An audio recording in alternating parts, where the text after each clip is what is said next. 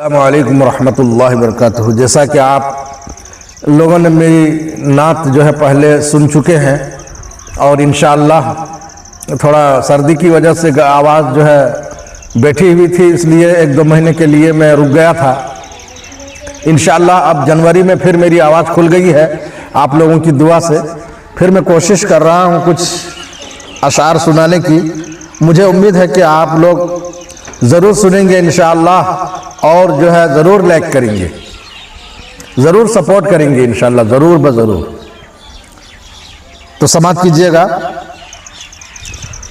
मेरी उल्फत मदीने से यूं ही नहीं, मेरी उल्फत मदीने से यूं ही नहीं, मेरे आका का रोज़ा मदीने में है। मेरी उल्फत मदीने से यूं ही नहीं, मेरे आका का रोज़ा मदीने में है।